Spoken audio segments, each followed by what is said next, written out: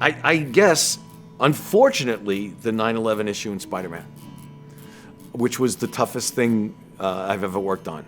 And obviously, I didn't go through what some families went through. But when it happened, they told me they wanted to do something in Spider-Man referring to the 9/11 attack, the terrorism. And I said, no, that's just, you can't do that. That's horrible. How would you want to capitalize? Then they explained to me, we're not capitalizing. We are addressing it through Spider-Man as this, this, and this.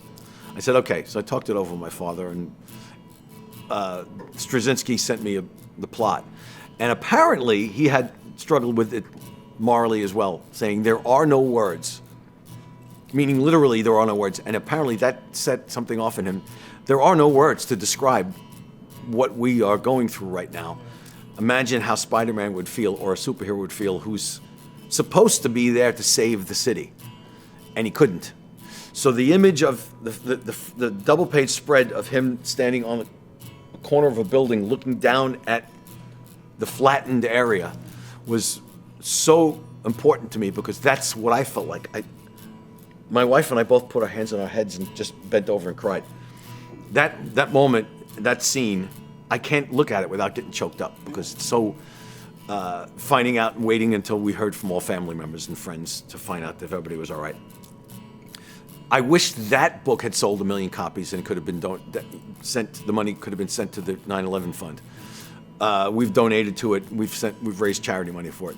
That would be the one moment that I think everybody should have picked up 2 million, 10 million copies of. I wish. When I saw them in the film, I called Reggie Hudlin. I don't think I spoke to him. I think I left a message. I said, do you know how proud I am of seeing those ladies in that film? Because they looked exactly the way they looked in the book, and they were personalities beyond the book. So yes, the sister and Dora Milaje, I'm very proud to. But that's a great feeling. But completely different than the Black Panther per se, because Jack Kirby created and Stan Lee created that character. The look, the city of Wakanda, the tribe, the ethos of everything about the story is Stan and Jack Kirby. But when Reggie Hudlin and I put our heads together in this, Reggie had an idea what he wanted to do. I plastered my area with Jack Kirby's artwork, because I thought that power was what was most important to the character.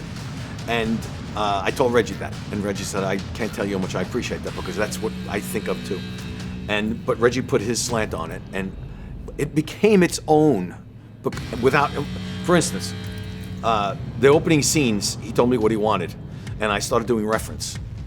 Speaking of referencing, but I combined a whole bunch of native tribes because of the way they looked. Maasai's with the jewelry dangling, and the women looking as dangerous as the men.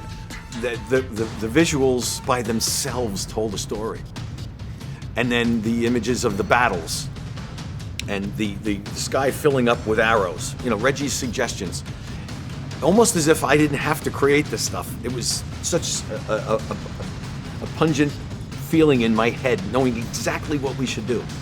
And I had as much fun on that. Klaus Janson was the other artist on it, and we had so much fun on that book. Dean White was the color artist. Reggie's brilliance. That was as much fun as I've had on any title. And then to have it turned into the film took way too long. At one point, there was not a cost cutting per se. It was a leveling out of the cost of some of the talent, maybe. Honestly, they didn't say to me, we don't want to pay you anymore. They said, this is what we're going to offer you. And I didn't scream or yell. I just felt matter of fact about it. And apparently DC was paying attention to the fact that my contract had come to a hesitation. And they contacted me and said, you want to talk about possibility? I said, yeah, I would love to. So I went to lunch with Dan DiDio, and I had an idea for something previously directed towards Silver Surfer. That as I sat down with Dan DiDio, I said, I have an idea for a character that I think would apply to Superman, because they're both Boy Scouts from outer space. Right, yeah. And I told him the story, and he loved it, and he said, let's sign. So a day later, I signed a contract. And then they said, you know what, Jeff Johns wants to work with you. We'll hold off on this little this separate story and put you into continuity. And that was it. Suddenly I was under a microscope because I am changing. and I got a lot of nasty emails and a lot of friendly emails from links of message boards saying, "Oh no, he's going to destroy DC," or "Oh no, he's destroyed Marvel by leaving Marvel." So it was a little half and half. But first time I started working on Superman, I said, "Oh my God, I'm doing the oldest and the most iconic character in my business." I said, "Oh," and I'm working with Jeff Johns. And oh, this is terrifying.